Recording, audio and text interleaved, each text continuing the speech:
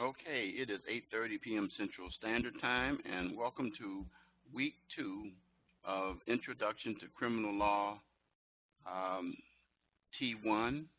And we're at the end of this week, we're one-third of the way through the course.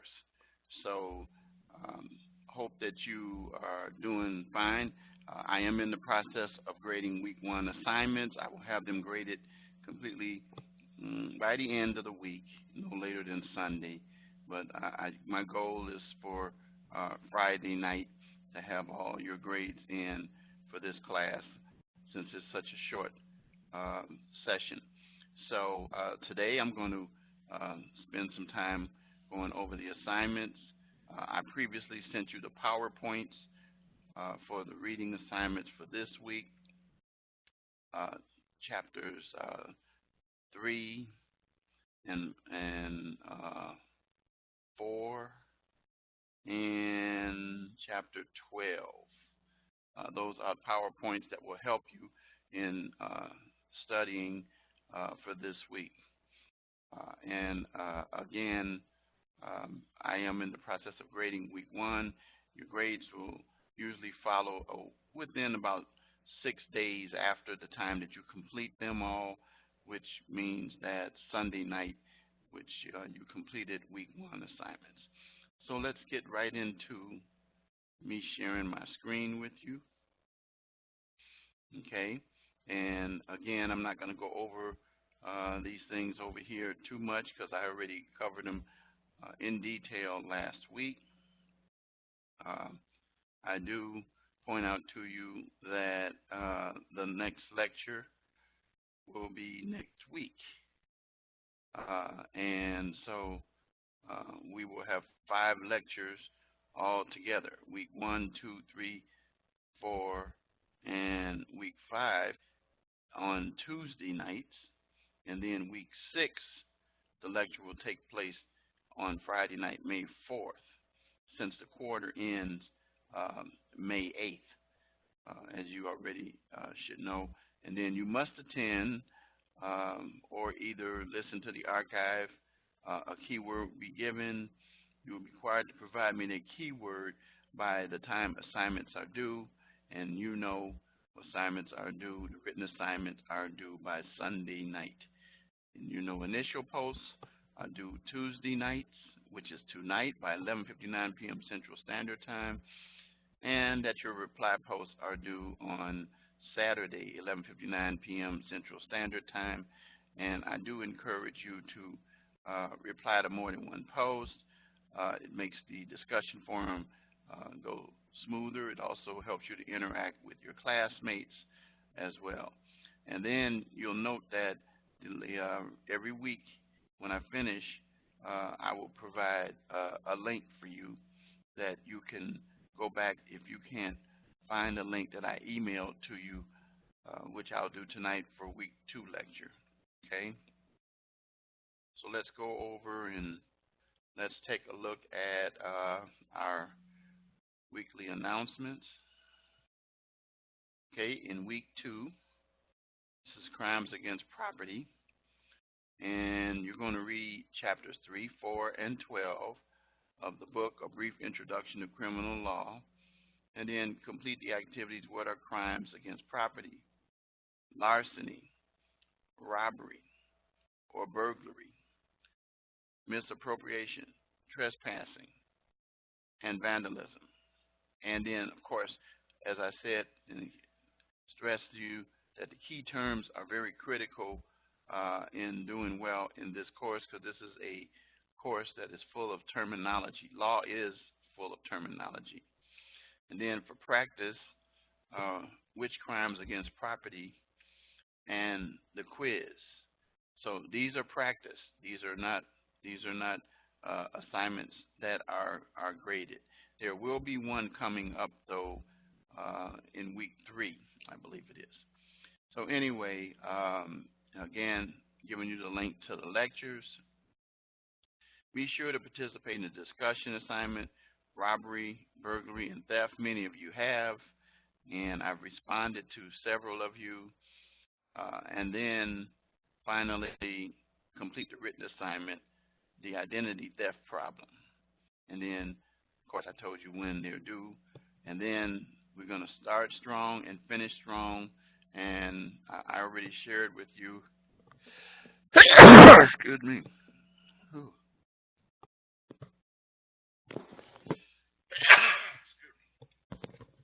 I already shared with you my motto: adversity is a springboard to success, and what that is all about as well. So that's one place you find the information. The other place that you find the information is, as I've stressed before, check your course calendar, which I am clicking on, but I'm going to take out some of these extra things in here. J150, and I think I'll take out, yeah.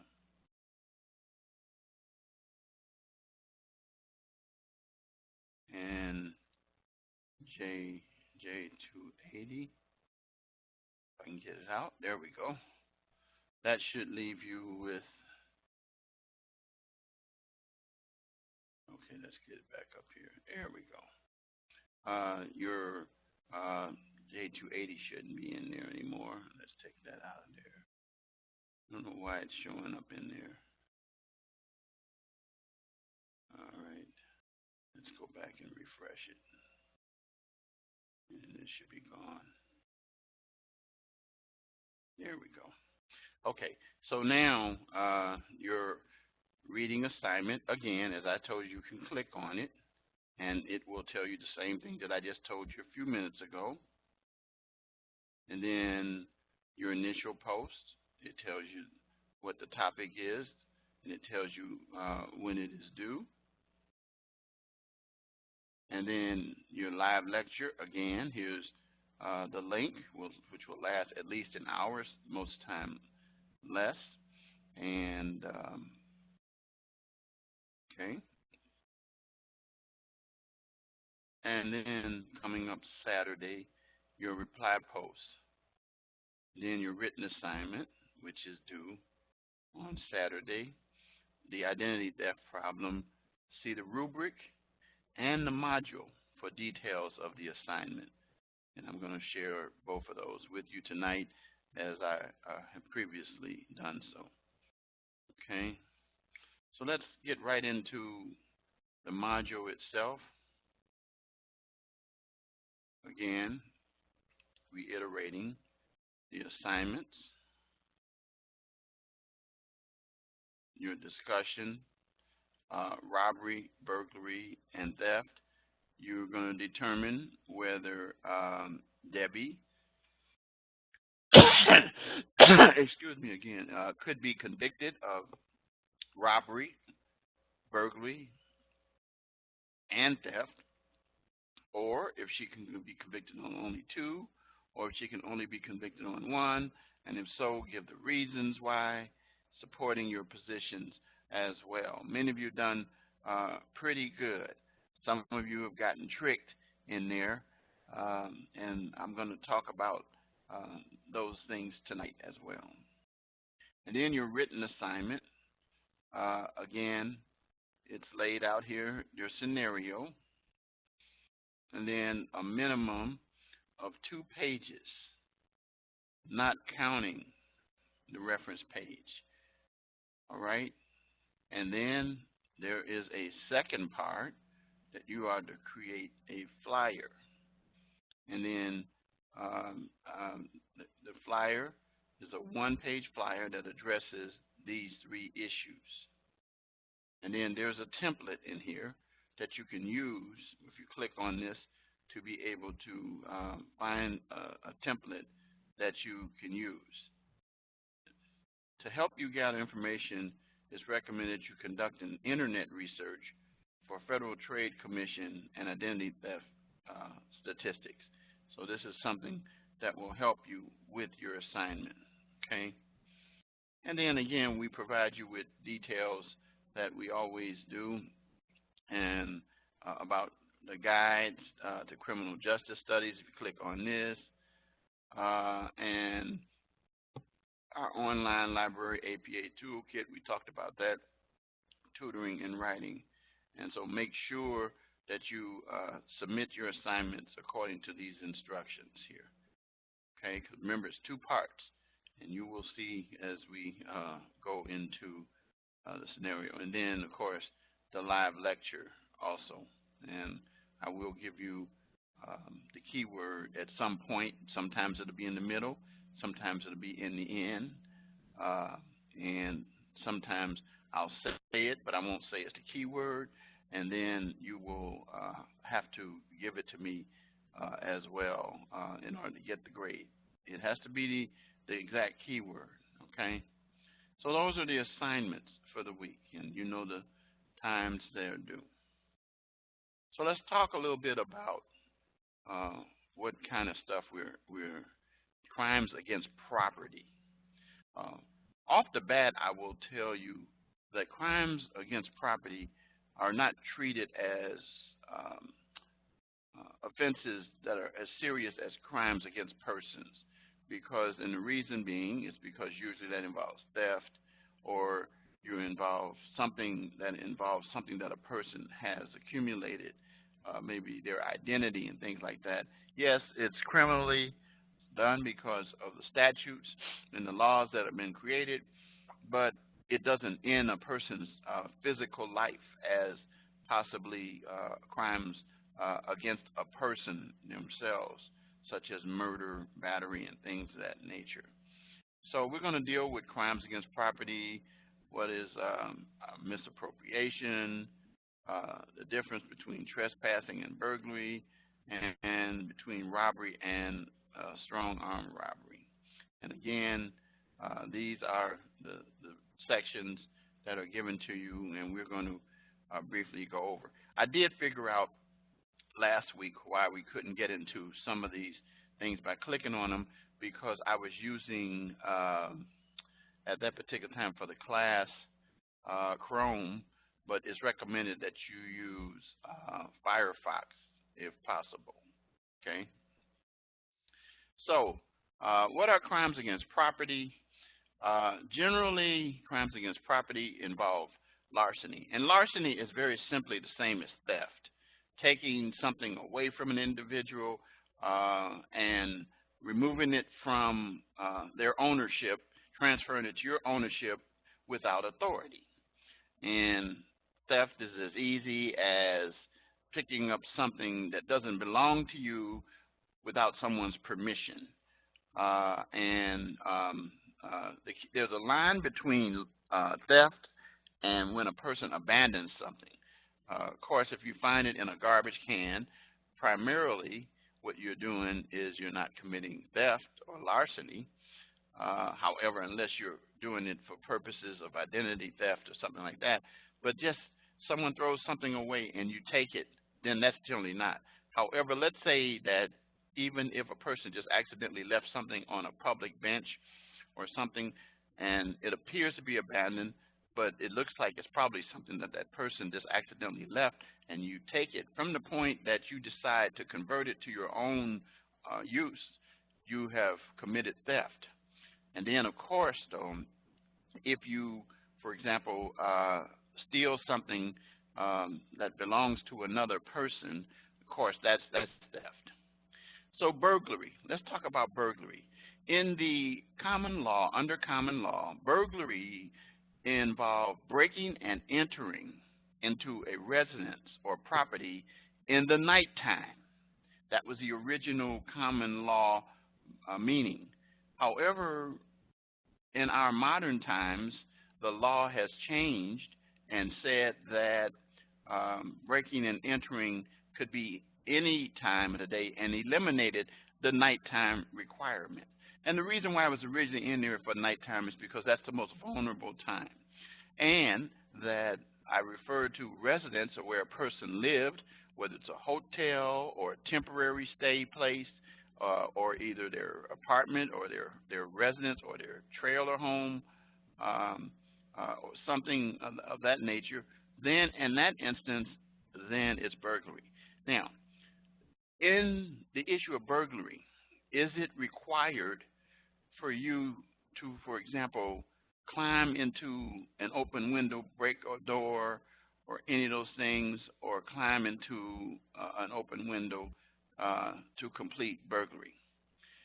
Even merely reaching in, whether it's with your hand or with an extension of your hand, such as a stick, a rod, or anything you use that goes into that private area of that individual, or that individual that is that place is not public, that's deemed burglary. So it is not necessary for even your physical body to go into there. You can take a stick, you could take a rope, you could put some appendager in there and take something, and then you've committed burglary. And the reason for that is because you've invaded the sacredness of a person's private residence. Now there's also burglary that takes place in businesses as well. So it's extended to businesses, not just residency. But for purposes of understanding a lot of things in our assignments here, we try to stick with residences, okay? Robbery requires that you take something from an individual under threat, by force, or duress. And that's the requirement. In other words, it must be taken from the person of that individual. So theft is different because of the fact it doesn't have to be from that individual, or that individual does not have to be present. But in order for it to be robbery, the individual has to be. Now, we get into the issue of strong arm robbery. Strong arm robbery pretty much involves, and some jurisdictions don't use it, they just use robbery. But strong arm robbery usually involves using a dangerous weapon to commit robbery. You don't have to have a dangerous weapon to commit robbery. You can lead a person to believe that you have one, or you can threaten them so much that they are fearing for either serious bodily harm or either death, and will give up a property. That's robbery. The mere fact that you are taking something and the person appears there and sees you, then it's not robbery. It has to be from that person, okay, from the individual. Misappropriation is often applied in terms of taking a person's property that, as again, it's almost like theft, that belongs to them. However, though, that applies to improper appropriation. That means taking it without authority, of course, oftentimes used in identity theft situations, where that person did not give you the authority to pass yourself off as them, to sign checks for them, to utilize their credit cards, or to use their banking information, or those kinds of things. When we get into misappropriation, we're going to talk a little bit more about it. Trespassing is very simply going onto a place where a person has private property and they are not inviting you, and that you simply come on your own. That's pretty much basically it. Vandalism is tearing up property, creating a property loss for an individual. So, and so it talks about each of these offenses are very based upon the jurisdiction. And so it's kind of like a general statement that we're talking about in this lesson. And the states each have different variations as to how they describe these and apply these. Okay, so let's go and talk about larceny. I already talked about it. Common law offense, defined as unlawful taking of personal property of another with intent to permanently deprive the person of that property. Now, can you commit, and it's, today it's usually called theft, and also the value of the item can be determined whether it's a felony or a misdemeanor. However, if somebody steals something, as it says, valued at 300 or more, they may be convicted of felony or grand theft. So the key thing is if the larceny involves, for example, let's say taking this a pen, that's probably not going to be grand theft. But taking my computer is going to be grand theft. Taking my cell phone is probably going to be grand theft as well. So think about it as the value increases, so could the consequences. And remember, what's the difference in a felony and a misdemeanor is that a misdemeanor is when you can go to jail and or be fined up to $1,000 and be go into jail for up to a year. If it goes above a year, then it crosses over into felony, and probably in that instance you won't go to jail, you will go to prison because that's an extended period of time. So that's just a general parameter. So in addition to petty theft and grand theft, there are many. There's retail theft.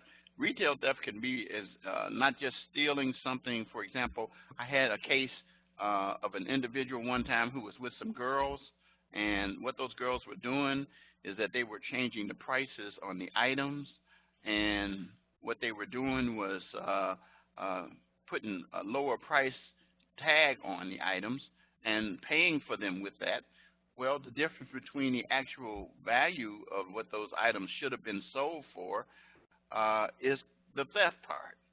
And so that could end up being a misdemeanor depending on the amount. Auto theft, of course, we know that oftentimes you get into auto theft. So let me ask this question. Auto theft is when you steal somebody's car. My car is parked out there. I come back, somebody got it. Not repoed, but they stole it. If I'm in it and they take it, it's not called auto theft. It's called carjacking, which is more akin to robbery. And auto theft is serious in terms of a possible sentence and probably a felony also. But the carjacking is more serious because now you're endangering the life of that individual in that crime. Theft of telecommunications. That's where you're getting to the point now you're committing theft over the internet, telephone, and things of that nature. Video, satellite, and cable services. Did you not know it is theft that if your utilities are turned off and you turn them back on, that's committed. That's theft. And or if you have your power out and you're unauthorized and plug your power sources into your neighbors to keep your power, that's generally considered as theft. And so the key thing is to deprive that person of that property entirely. Now, when you rent a car, if your car is supposed to be back by a certain time and the car is not back, it is possibly considered that you converted that car to your use and that you committed theft at that particular point. However, generally it's not dealt with that way. It's generally dealt with in the civil matter. But the point of the matter is that just be aware that you have then misappropriated the property or taken the property and converted it, because the appearance is that you intend on not giving the car back. It says a large tangible object that is stolen in the U.S., such an automobile, and it talks about those kind of things. So I'm not going to go over that particular point. And so auto theft is on the rise, as you already know, and also people steal vehicles for their own joy rides and then also to commit other crimes and things of that nature. So,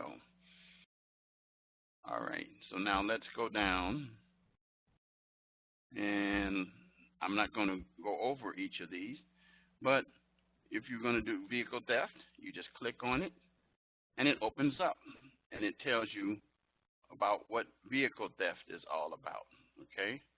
Then you can close that up. Joyriding.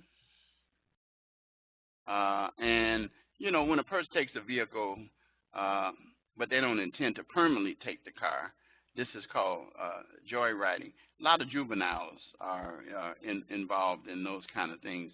And it says, for example, in Ohio, it has a statute that unauthorized use of a motor vehicle, if the vehicle is returned within 48 hours, it's a misdemeanor, not a felony. In such case, there is a lack of intent to deprive the owner permanently of the vehicle. Joyriding. A lot of youth are involved in that. Carjacking, I already talked about, but it's a violent offense. And I said it's similar to armed robbery. And in our state, Illinois, vehicular hijacking where it prohibits a person from knowingly taking a vehicle from the person or the immediate presence of another by the use of force or threat or use of force. And states vary. Carjacking, like robbery, is a felony in all states. Again, you get to the element of endangering the lives of people. And then these are references which give the statutes of things that support those kinds of things there. So now let's talk about, I already did, but let's kind of like talk about robbery a little bit. Robbery and burglary, as it says here, are often used interchangeably. However, though, there are actually two different offenses, as I've already said. I gave this definition because this is what many jurisdictions use, including my state, breaking and entering the dwelling of another with the intention to commit another crime, such as either vandalism or arson, maybe burning the place or stealing something. Then I said that common law is intended to a home and nighttime. Today, burglary can occur in a house, in a vehicle, in a business, a vessel, any time of the day.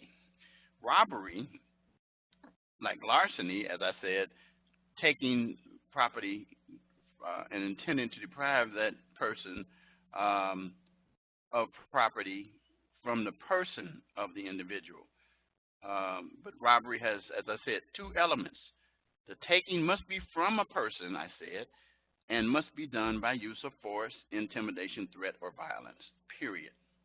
Robbery can be described as armed robbery, as I said, as strong arm robbery, or home invasion robbery. The key thing is this, is that what you're doing is you're depriving that person under threat, and each of these you're using some form of force, okay? All right. So anyway, I'm not going to go into all of these because I just did, but I'm just going to show you something. This just gives an example of a statute in Wisconsin. And then it talks about strong arm robbery, except no weapon is used to commit it. The scenario is an example of strong arm robbery. Has a small purse wrestled. Person is taken and identification in cash, and the 17-year-old runs up behind the jogger, grabs it, and then runs. Because no weapon was displayed above, but force was used, it's considered a strong arm robbery. Home invasion, where a person is at home, and like burglary, it's the most serious. Again, back to the point that the person is there, and states give very serious treatment to individuals who commit home invasion. And it has to be intentionally entering the dwelling of another without their consent, committing the robbery of the person therein. Okay, and that's the types of robbery that we have here. So you're pretty clear, should be clear on that.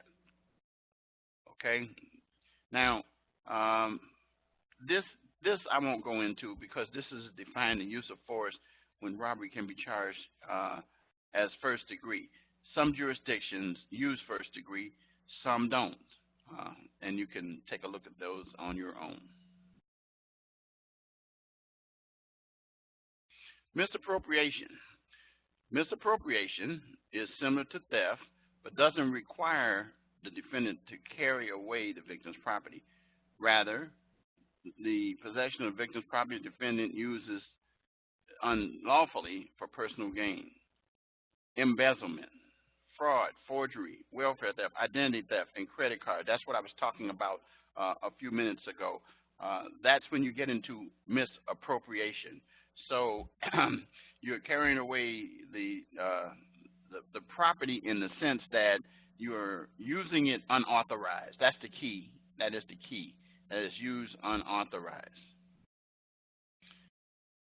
And then embezzlement, when you unlawfully use items that a person has entrusted to you. You're help taking care of, you have funds and you're a trustee or a guardian, and you're using those funds for your own personal gain, or you're working on a job and the funds are coming in and you're committing theft. But this example here of Mike purchasing um, uh, was purchasing manager for a hotel and generated invoices for food and beverages. And he comes up with a scheme to create invoices under a fictitious business name that is supposedly delivering liquor to the hotel. The invoices under the hotel, the fictitious business for liquor, has never been purchased. Mike has checks mailed to a P.O. box that he owns, cashes them in a local bank. When the scheme is discovered, Mike had raked more than $10,000. Mike took advantage of the authority that he was entrusted in. And so that's it happens in banks. It happens in any kind of institution where you're handling monies or things of that nature. It can happen as a cashier in a grocery store and those kinds of things. Fraud includes the offense of forgery, welfare fraud, that is, applying for welfare and you misrepresenting your need basis. Identity theft, of course, misrepresenting who you are. And credit card fraud, of course, using that credit card without the authority of the person whose credit card it is. And so there's many jurisdictions that have differences, but they all involve some form of deception or trickery involved. Okay. Forgery is another fraudulent act. It's fraud. All these fit under fraud. And it means altering or changing an instrument. Maybe it's a $10 check and you change it and added a zero to make it a $100 check. And or altering or endorsing in such a manner that it goes to you. Let's say, for example, you endorse the person's name and then pay to yourself, and then you deposit in your bank. Then that's considered as forgery. Okay. Welfare fraud, we've kind of already talked about that. Identity theft, that's on the rise. And there are many, many, many of these things happening through the internet. I've had a couple of instances where I've been the victim of identity theft, where, for example, I took my credit card one time to a restaurant and used my credit card, gave it to the waiter, and the waiter rang up my order, gave me back my credit card.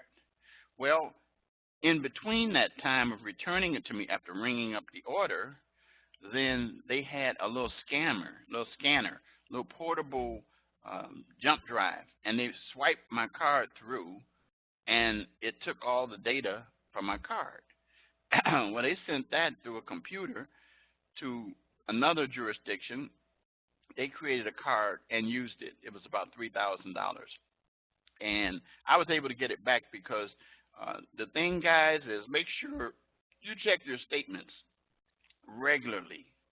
I'm a person who checks my statements when I use my credit card or debit card on a regular basis. I check them on every day, and particularly my debit card, to make sure, because again, there have been some charges that my wife went to get her hair done, and we later found out that there were charges from another place she had never been before. So anyway, you can have the item in your possession, but with the sophisticated systems of computers and other methods, identity theft is on the rise. And there's various states, but the Federal Trade Commission is a place that gives you some of the serious issues that you can take and look out for as far as identity theft. And people take documents. They'll take, there's people called dumpster divers. And so you should shred your items. I sometimes shred them.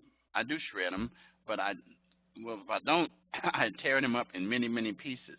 I remember I've had a few old credit cards that I actually would cut up, and what I would do is I would cut it up in fine pieces and not throw all of it away in one place, because a person can put a puzzle together on it. But anyway, my point being is that you get it so that the person cannot utilize the information of your card. But it says in this bottom paragraph, identity theft can be challenging for most local law enforcement because it takes place anywhere, especially with the fact that we have the internet now. And it generally can happen in another part of the country.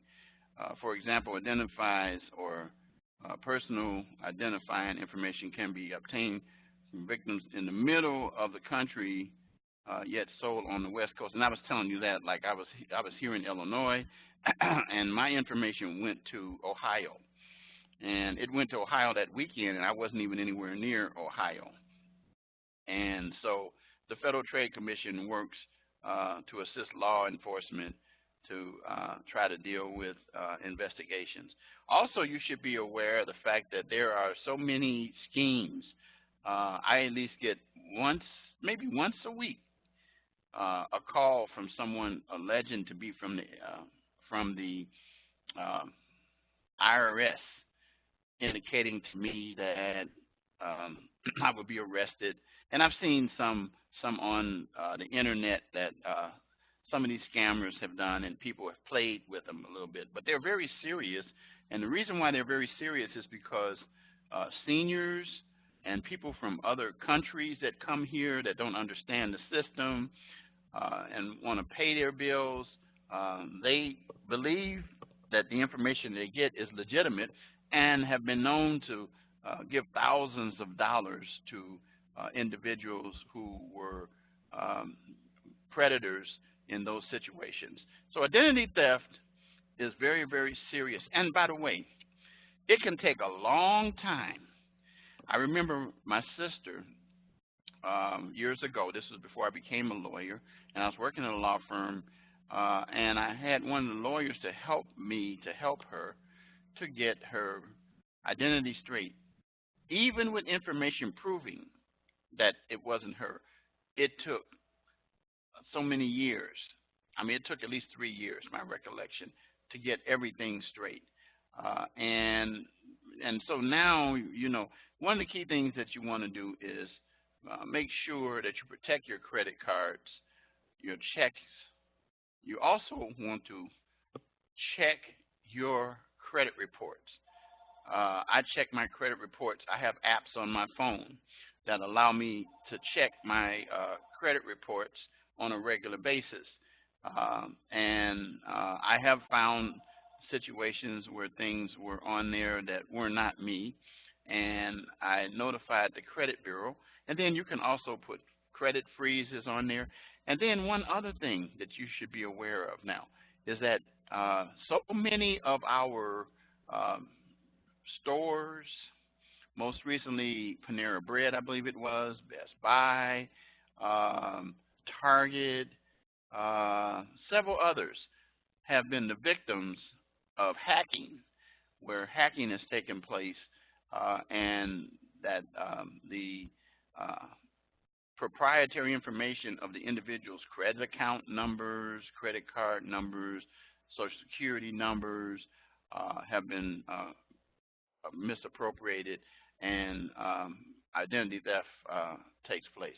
So anyway, There's also some articles here that you can click on that you can, in your own time, take a look at to help you deal with that. And then credit card fraud, we kind of talked about that, okay, as well. So now, trespassing and vandalism. As I said earlier, already, you see these signs that are telling you prosecutors trespassers will be prosecuted. Is a crime like burglary, but it doesn't include the same elements. It can occur on land, at schools, businesses, vehicles, aircrafts, watercraft. The common element of trespassing is the requirement that the person trespassing is told or put on notice that they're not welcome on the premises, is clearly posted, making potential trespassers aware that they're not supposed to enter. So it put them on notice. That's the key thing if you're going to deal with the issue of trespassing. It's not assumed that they should know, but you have to make sure that they are made aware. And if some states make just being on the land of another with the trespassing, but many require the sign. It's typically not necessary that a person knowingly trespass into a restricted area. For example, if you're drunk and you walk into a residence of another while they fall asleep, this still is trespassing. In contrast, the intoxicated person didn't commit burglary because they didn't intend to do it, but they still trespassed. Okay, and trespassing would be the appropriate charge. Vandalism, it is not uncommon for our property, as they say, to get damaged. People damage your property and burn things up, tear things up. Monetary damages are usually sought in vandalism, but there could be, as I've seen before, criminal damage to property where it's an intentional damage. I'm not talking about accidents and things of that nature. Okay. And then back down here, you got key terms. So all you do is click on this. And remember, I remind you, do not forsake this because the key terms are important for the quizzes. So let's see where we are here. Opens up another window, and it tells you can use key terms if you like flashcards. Pick a letter, fill in the blank, matching, crosswords. I like flashcards. So let's use this one, and then it's going to open up. And there it is. So the flashcards are here. Entering the dwelling of another without consent with the intent to steal or commit another crime. So what you do to answer that question is flip the card. It's burglary. It's burglary. And you can go to the next one. The crime of taking the personal property, personal identifying information of another to commit fraud or for personal gain. You flip the card, and the answer is identity theft. So you can do that. And then next. Similar to armed robbery, except the act or robbery is committed without a weapon, rather the robbery is committed by physical force. Strong arm robbery. Remember, like that purse snatching deal there. Then you go next. And you go on. There's 15. The unlawful obtaining of state or government welfare benefits by intentionally providing false information about your financial status, and we already know that's welfare fraud. So anyway, those are the kinds of things that these are beneficial for, and you know, I like the cards. Some people don't. Some people like to pick a letter. I personally am not. I'm not really into that. That kind of thing. Let's see if it's gonna open up. I don't know if it's even gonna. Let's see. I don't know how that works. But most of my students use that. Don't use. fill in the blank. I don't know how that works because it doesn't seem to do it. So stick with the flashcards. Stick with the flashcards. Okay? So then you close that. And then you go back. And you can go down to, you can go down here again. I went too far. And so those are key terms. For practice, which crimes are against property? In your reading of this module, you learn the difference between armed robbery, robbery, strong arm robbery, and theft. You'll have an opportunity to practice these. Again, don't go past them.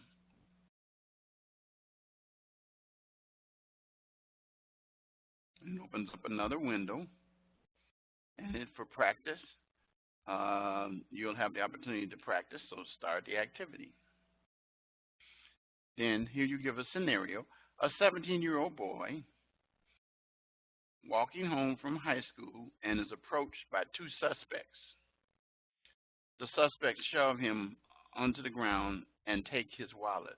What type of crime is this? Is it burglary? Is it strong arm robbery? Is it armed robbery? Or is it theft? Then let's see if it's correct. Yes. So it's strong arm robbery. Then you can continue. A 14-year-old girl left her bicycle outside on the front lawn.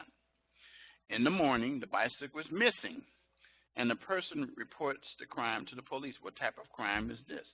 Is this an armed robbery? Think about the elements of armed robbery. Is this a burglary? Think about the elements of that. Is it strong arm robbery? So it was theft. So anyway, these are things that can help you as well. Okay. Again, going back down as we get down here. So you go through all of those, and then the practice quiz, a non-graded practice quiz with multiple choice similar to the ones. And so you can open that and start that. Unlike the other quiz, this non-graded quiz and says you will be given 3 tries to answer each question. So feel free to investigate all the possible answers. So you won't have that though with the regular quiz. So let's just try. Let's just see what's happening. Okay, the unlawful entry into the dwelling of another, and usually I tell students, read them out loud, without consent, with the intent to commit a robbery is known as, is it trespassing, home invasion, theft? I say this, submit it. Says not quite.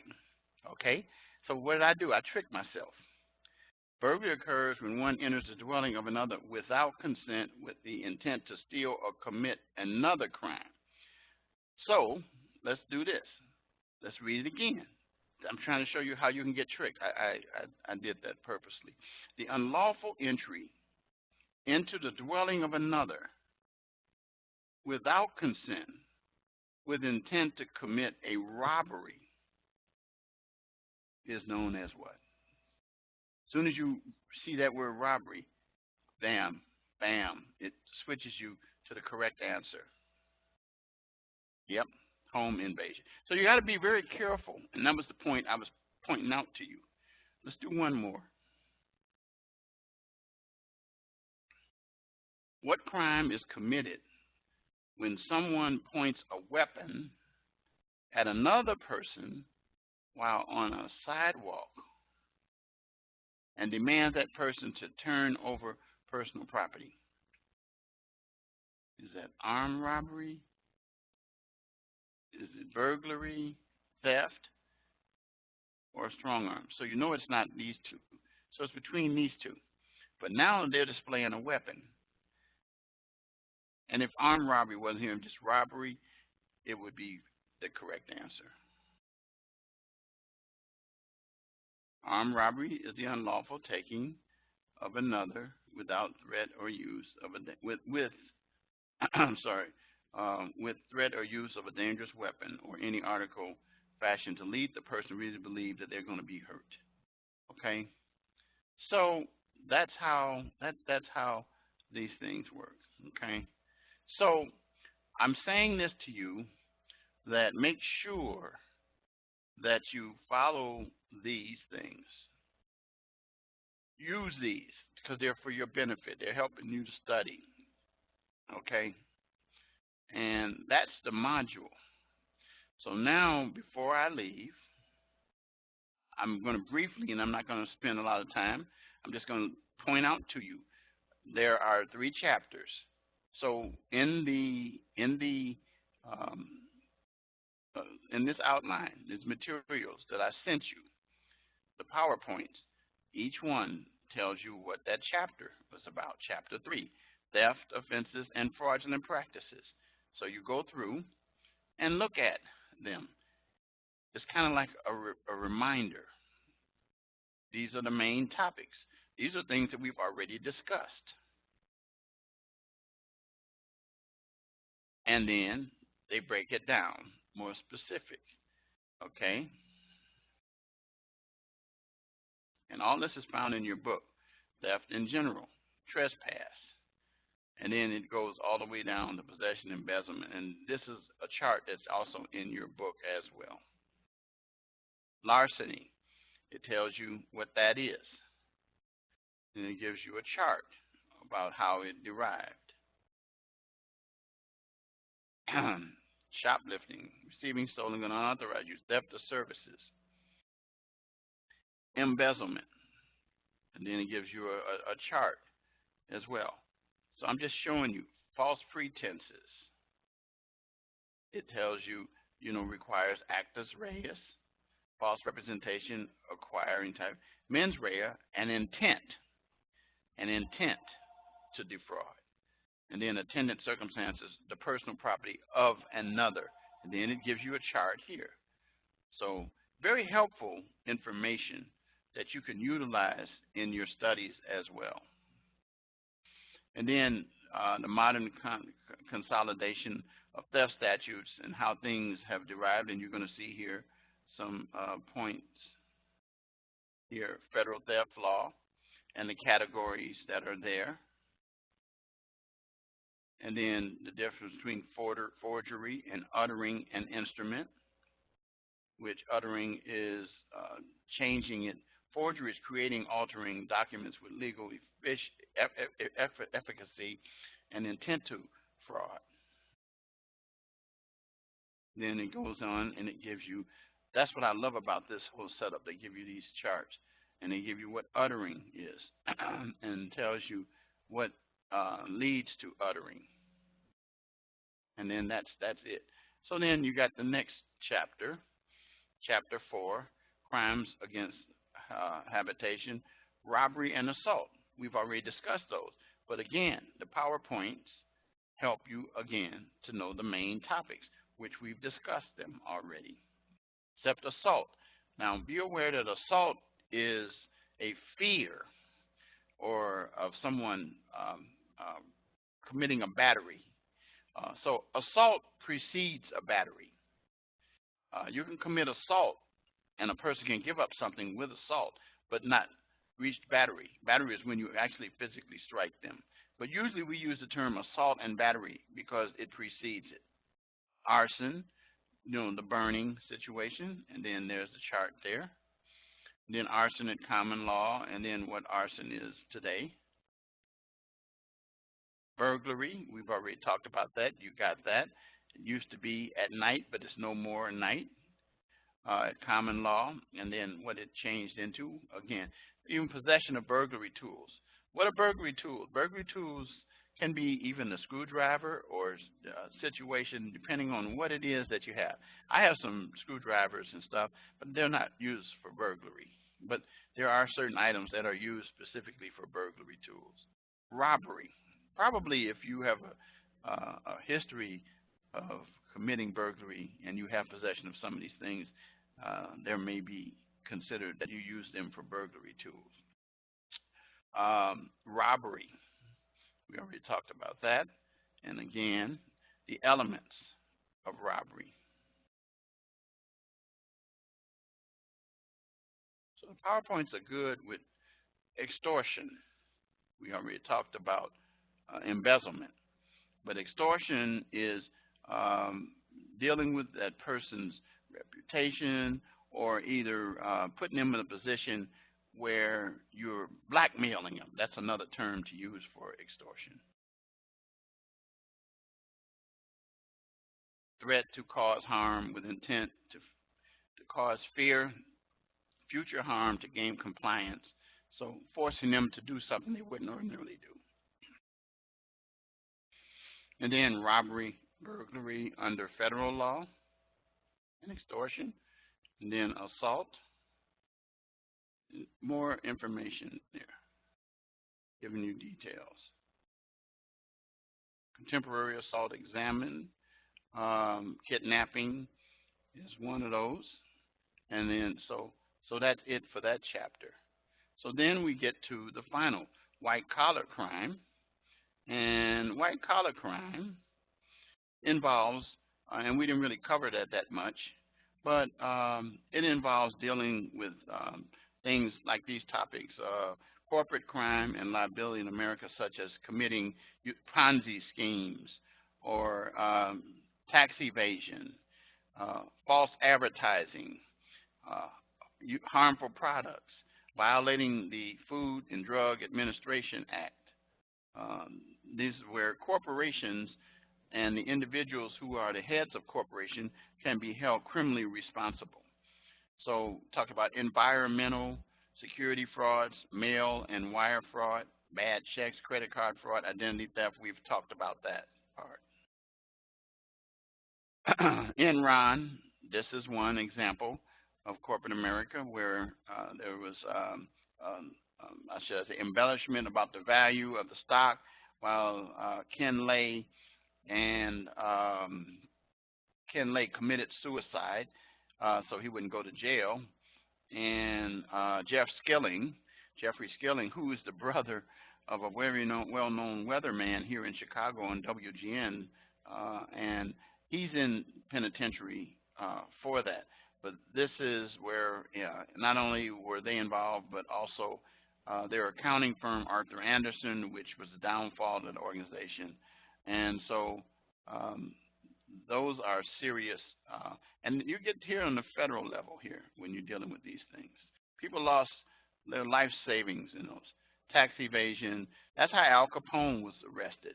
All the violence that he was involved with, it took tax evasion because he didn't pay taxes. And if you don't pay the proper amount of taxes, that's tax evasion. You're cheating on your tax return. That's tax evasion. That's how Al Capone ended up going to the penitentiary. Elliot Ness brought him down with that. False advertising, getting a person to purchase goods at excessive prices, cheating them, bait and switch, where you get them in to buy one thing and then you supposedly don't have it, but you had no intentions, or you don't have an adequate supply of that, and you get them to buy something at a higher price. And the Federal Trade Commission deals with those.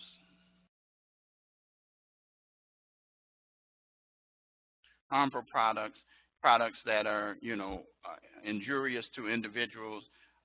Companies, as they say, cut corners, misrepresent, mislabeling, and so as a result, find out that certain products have caused injuries to individuals. Many drugs now, for example, have a disclaimer and warnings that there's possible side effects that you have to make sure you're aware of as well. Then that's where we get into the charts on that. Okay, you have to disclose it to you. Food and Drug Administration deals with alteration, misbranding. We talked about that. Allowing companies to be monitored for what is actually in the item. If, for example, the container says 100% juice and it's not juice, but it's actually a blend, then that's a mislabeling, and the FDA comes in to deal with that. Environmental offenses, such as protecting the air, the water. You're dealing with smoking bans and all those different kinds of things. That's when we get into these issues to protect our natural resources that we depend on in order to live. Many places have done away with smoking sections in public facilities, and they don't allow smoking at all in those facilities, such as restaurants. Interestingly enough, when I went to Vegas, one of the things I discovered quickly is that smoking was allowed in all the casinos. Here in Illinois, we have a different law. You can't do that. Then we got securities fraud, like the Martha Stewart situation, where they dump their stock because they know that it's declining or something bad is getting ready to happen, and they sell it off. And they have what we call inside information that the public doesn't have access to, and so therefore that's what we call insider trading, making false statements, omitting material facts and things of that nature as well. That's what took Martha Stewart down. You ever look at that case? Just about done here. Mail fraud, any use of the mails for fraudulent purposes. Now we got wire fraud, dealing with the internet because of the technology, TV, radio, cable, interstate telephone. And see, these things are what we call interstate commerce violations, which means across the state lines. Did you not know that a local phone call is violating the FCC and also violating federal law, even if it's your neighbor next door, because of the device that you're using or the means? Your call leaves the jurisdiction, goes someplace else, and then comes right back, even if it's right next door or in the same house. So that's when you get into wire fraud.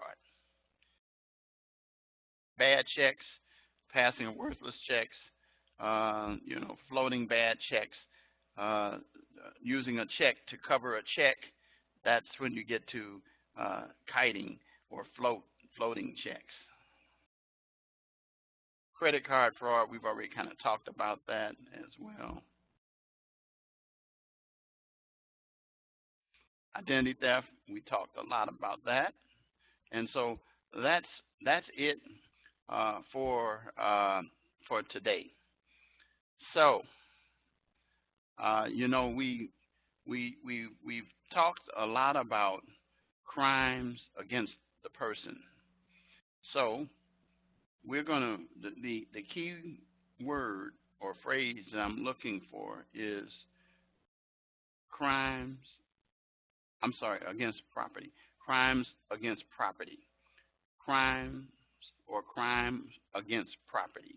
Don't give me an example of them. I'm looking for crime against property. That's what I'm going to be looking for. Okay? So with that, I'm going to say good night. I hope to see you next week when we do our very next lecture. So good night.